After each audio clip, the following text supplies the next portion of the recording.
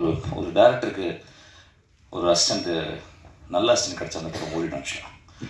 அது மாதிரி பாண்டியராஜ் வந்து ரொம்ப என்னுடைய தகப்பனாராகவும் தன்னுடைய குருவாகவும் நேசிக்கிற இந்த குழந்தை அவ்வளோ வேலை செஞ்சா. அவளுக்காக அந்த படம் பெருசாக ஓடும். நான்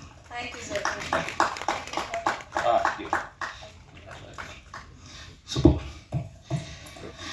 தேங்க்யூடா. என்னடா பயங்கரமான இன்ட்ரடக்ஷனை கொடுத்த. லூஸுன்னு சொல்லிக்கிட்டு இருக்காங்க, நீ சினிமா லூஸுன்னு சொன்ன நீ. Okay fine.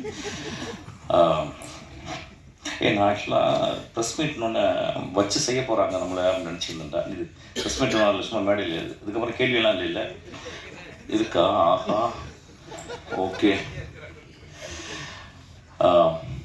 வணக்கம். First of all I want to thank Pandiarajan.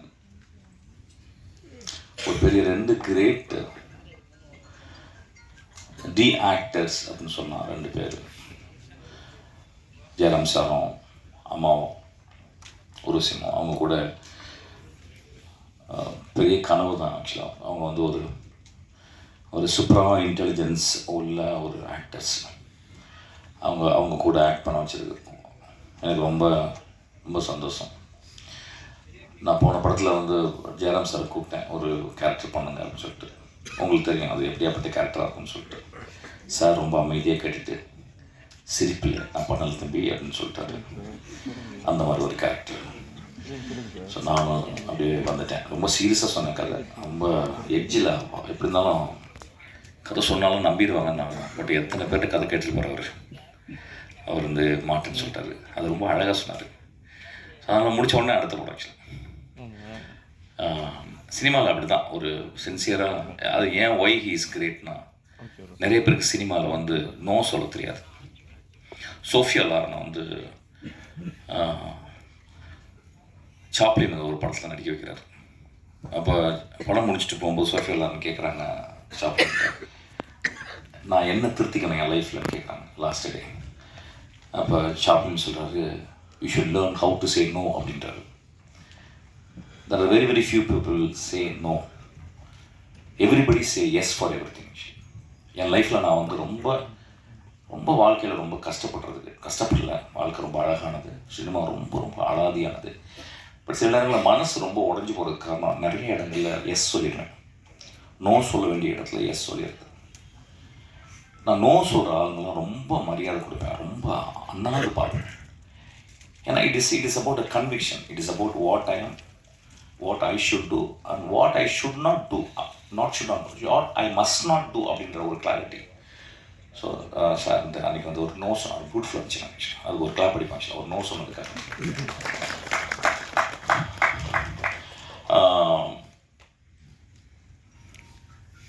ஊர்வசியமா வந்து ஒரு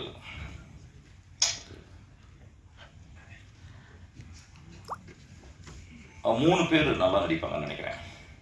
இது என்னுடைய தியரி. ஒன்று வந்து ரொம்ப நல்ல மனுஷன், இன்னொன்று ரொம்ப மோசமான மனுஷன். மனுஷி. இன்னொருத்தவங்க எதை பற்றியுமே கவலைப்படாத ஒரு ஆள். லைஃப்பை போகிற வாக்கில் அப்படியே எடுத்துக்கிறது. அப்படியேப்பட்ட 3வது கேட்டகரி தான் நான் வந்து அம்மாவை பார்க்குறேன். She never bother, she comes and takes. நான் அவங்களை ரொம்ப அப்சர்வ் பண்ணேன் அந்த படத்தில்.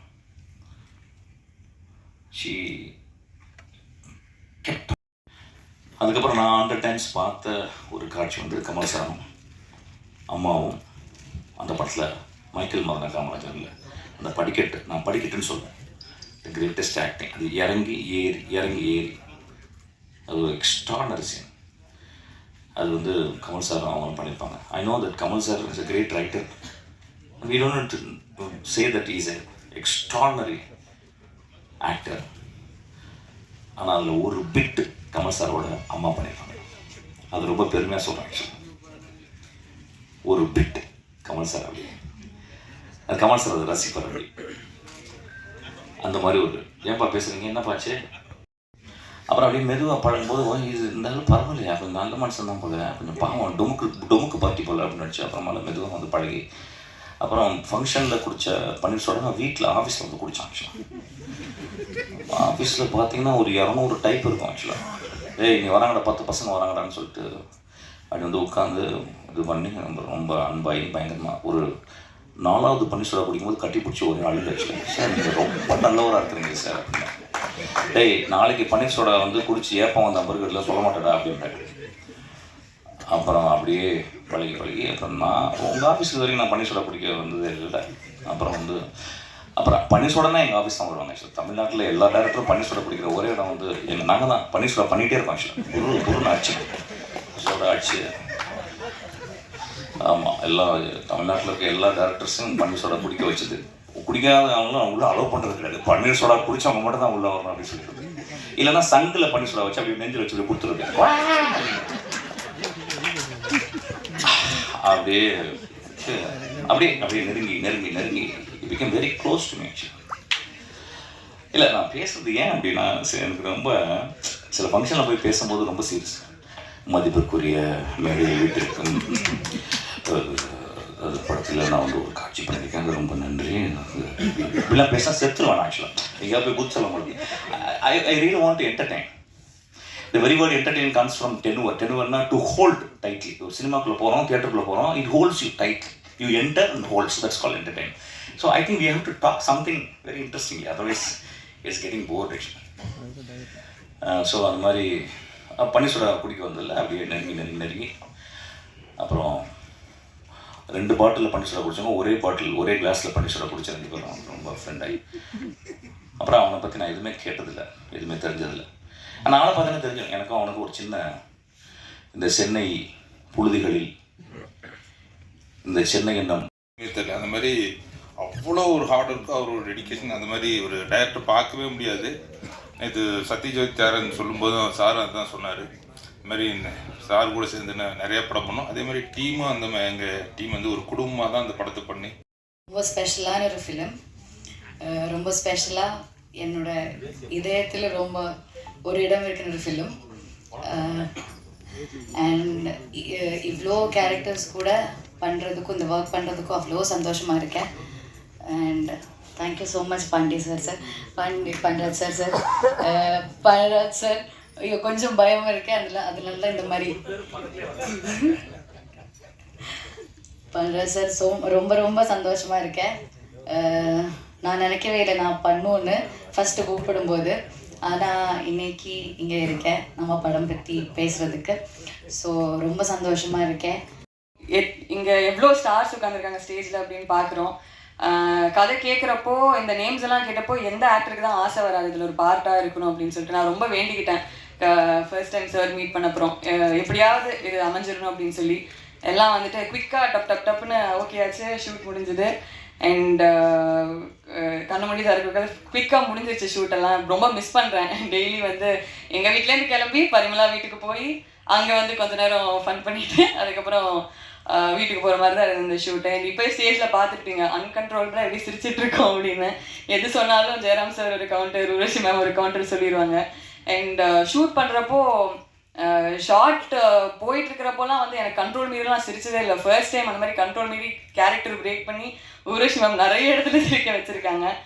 அண்ட் உங்களோட காம்பினேஷனுக்கு உலகமே ஃபேன்ஸ். நானும் அதில் ஒரு குட்டி ஃபேன். உங்கள் பஞ்சதந்திரம் சீன்ஸ்லாம் வந்து நீங்கள் மியூட்டில் ப்ளே பண்ணிங்கன்னா நான் அப்படியே டப் பண்ணுவேன். அந்தளவுக்கு நான் ஃபஸ்ட்டு ஓப்பன் பண்ணிட்டேன்னா அவருக்கு அல்வா மாதிரி கடன்னு அவ்வளோ ஷார்ட் கொடுத்தேன். அது வந்துட்டு எனக்கு ரொம்ப ஹாப்பியாக இருந்தது. அவ்வளோ ஸ்பீடாக எனக்கு ஒர்க் பண்ணது எனக்கு சாப்பிட கூட தோணாது எனக்கு.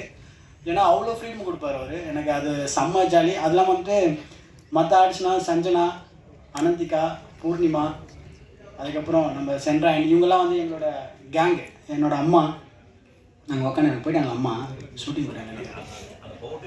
அதுக்கப்புறமா தலைவன் மிஸ்கின் சார் தலைவன் தான் கூட நான் தலைவன் நாளாக எப்பப்போ மீட் பண்ணோன்னா வந்துட்டு அவர் ஆஃபீஸ் போவோம். அவர் இசை கற்றுக்கிறார்ல நைட் 2 மணிக்கு அவர் இசை கற்றுக்கிறார்ல அந்த இசை பாடல் நாங்கள் கேட்கறதுக்காக நான் போவேன். இல்லை மியூசிக் வந்து அவர் படம் பண்ண போகிறாரு, சீக்கிரத்தில் ஆல்பம் பண்ண போகிறாரு. நாங்கள் போவோம் 2 மணிக்கு போயிட்டு பன்னீர் சோடா வாங்கி போவோம். ஜஸ்ட்டு பன்னீர் சோடா வாங்கி போயிட்டு சார் சொல்லுங்கள் எப்படி உங்கள் மியூசிக் பயணம் போகுது, ஏதாவது ஒரு பாட்டு ஒன்று பாடுங்க, ஏதாவது பொண்ணு அந்த இனிமேல் வந்து அந்த பன்னீர் சோடா ஓப்பன் பண்ணி குடிச்சுனேன் அவர் பாடுவார். அப்புறம் புக்கை பற்றி பேசுவார், புக்கை படித்து காட்டுவார். இந்த மாதிரி டிஸ்கஷன் தான். கண்ணை முழிச்சு வச்சு அந்த வருத்தி செய்கிறதுக்கு இந்த படம் நிச்சயம் அவருக்கான பெரிய இடத்த தேடி கொடுக்கும்னு எனக்கு நம்பிக்கை இருக்குது. ஏன்னா நான் படம் பார்த்துட்டேன், அந்த நம்பிக்கையில் சொல்கிறேன். வாங்க மாஸ்டர்.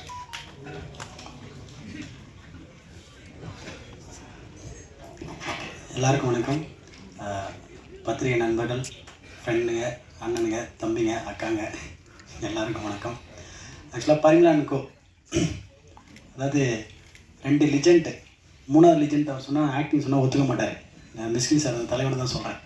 நான் எங்கேப்பா நடிக்கிறேன், நான் என்ன தோணா பண்ணுறேன், அது நல்லா இருக்குதுன்றாங்கன்னு அவர் தூங்கிட்டாருன்னு நினைக்கிறேன். தலை இல்லை, அது ஒரு ஹேபிட் தான் அவருக்கு எப்பவுமே. அது தப்பான பன்னீர்சோடா ஓகே சார், நல்லா இல்லை. ஒரு பெரிய கதை ஒன்று இருக்குது, அது வர பொறுமையாக வர. ஆக்சுவலாக வந்துட்டு நான் மட்டும்தான் வந்து இந்த படத்தில் எல்லாருக்கூடையும் காம்பினேஷனில் நடித்த ஒரு நடிகை. கரெக்டாக சார்? எல்லாருக்கூடையும் எனக்கு மட்டும் தான் காம்பினேஷன். ஏன்னா எல்லாரையும் நான் கலாய்க்கணும், அதுதான் எனக்கு அது ஜாலியாக இருந்தது படத்தில். அது வந்துட்டு 2 லிஜெண்ட்டு, ஜெயராம் சாரும் ஊர்வசி மேம்லாம் வந்துட்டு அவங்கள வந்துட்டு, ஏன்னா அவங்க எப்படி பர்ஃபார்ம் உங்களுக்கு எல்லோரும் தெரியும். அவங்க கூட வந்து பர்ஃபார்ம் பண்ண எனக்கு கிஃப்ட்டு. எனக்கு அதுக்கு வந்துட்டு தலைவங்க தான், பாண்டியா சார் தான் தேங்க்ஸ் சொல்லணும். பாண்டியா சார் எப்படின்னா வந்துட்டு அவர் யோசிப்பார், நம்ம இவங்ககிட்ட மாட்டணுமா இல்லை இவன் நம்மக்கிட்ட மாட்டினானான்ட்டு. நான் வந்து கேரம் நான் யோசிப்பேன், ஒரு நான் அவர்கிட்ட மாட்டினா இல்லை அவர் நம்ம இல்லை அவர் ஒரு யோசிப்பார், அவர் பக்கத்து கேரம் உட்காந்து யோசிப்பார். ஏன்னா என்னென்னா காலையில் வந்து 7 மணிக்கு ஷார்ட் வைப்பார். எனக்கு ராம்தாஸ் சார்னு ஒருத்தர் முன்னாடி இருந்தார், அவர் காண்டாக்ட் பண்ணியிருந்தார். அண்ட் இந்த படம் எனக்கு தெரிஞ்சு இந்த மாதிரி ஒரு ஆப்பர்ச்சுனிட்டி கிடைச்சதுக்கு co director, associate director Divya தான் மெயின் காரணம். அவங்க தான் வந்து என்கிட்ட இந்த படத்தை பற்றி, இந்த கேரக்டரை பற்றி நிறைய எக்ஸ்பிளைன் பண்ணி எனக்கு டவுட்ஃபுல்லாக இருந்தப்போ கண்டிப்பாக நீ இதை பண்ணுன்னு சொல்லி கான்ஃபிடென்ஸ் கொடுத்தவங்க. So thank you Divya. அண்ட் படத்தோடைய கேஸ்ட் அண்ட் க்ரூலாம் வந்து எனக்கு நடிக்கும்போது அவ்வளோவா தெரியாது. ஏன்னா வந்து இவங்க யார் கூடயுமே எனக்கு காம்பினேஷன் இல்லை. எனக்கு இவ்வளோ என்னை பொறுத்த வரைக்கும் ஒரு ஹீரோவாக ஒரு ஸ்கிரிப்ட் வந்து அமையிறது லைஃப்பில் ரொம்ப ரேர். ரொம்ப அப்பப்போ தான் நமக்கு அந்த மாதிரி ஒன்று அமையும்.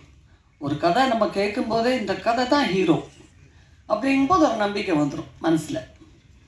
அண்ட் இது ஃபுல் ஸ்கிரிப்ட் ஆனதுக்கப்புறம் இன்னும் கொஞ்சம் டீட்டெயிலிங் கேட்கணும் அப்படின்னு ஆசைப்பட்டேன். கேட்டதுக்கப்புறம் ரொம்ப ரொம்ப சந்தோஷம் ஆச்சு. அண்ட் ஜெயராம் தான் இந்த கேரக்டரில் நடிக்கிறாருன்னொன்னே எனக்கு ரொம்ப ரொம்ப ஹாப்பி ஆகிட்டேன். ஏன்னா 20 வருஷத்துக்கு மேலே ஆச்சு இல்லை நம்ம படம் பண்ணி, 20 இயர்ஸுக்கு மேலே ஆச்சு. நாங்கள் கிட்டத்தட்ட ஒரு 25-26 படத்துக்கு மேலே பண்ணியிருப்போம் பேரா. அது பஞ்சதந்தத்துக்கு அப்புறம் புத்தம்புது காலைன்னு ஒரு ஆந்தாலஜி மட்டும்தான் பண்ணக்கூடிய வாய்ப்பு கிடச்சிது. அது கோவிட் டைமில். அது 1 டே தான் ஒர்க் பண்ணோம் காம்பினேஷன். அப்போது அதுக்கப்புறம் ஒரு பல கதைகளை கேட்டிருக்கோம். பட் சிலது எனக்கு பிடிக்கும், சிலது ஜெயராம் பிடிக்காது. நாங்கள் 2 பேரும் கம்யூனிகேட் பண்ணிப்போம். ஜெயராம் இந்த கதை வந்து சொன்னாங்க, நீங்கள் பண்ணுறீங்களா? இல்லை, எனக்கு அப்படி ஒன்றும் ஒரு வித்தியாசமாக நம்மள்கிட்ட எதிர்பார்க்குற ஒன்று ஃபுல் சீரியஸாக இருக்கும். அந்த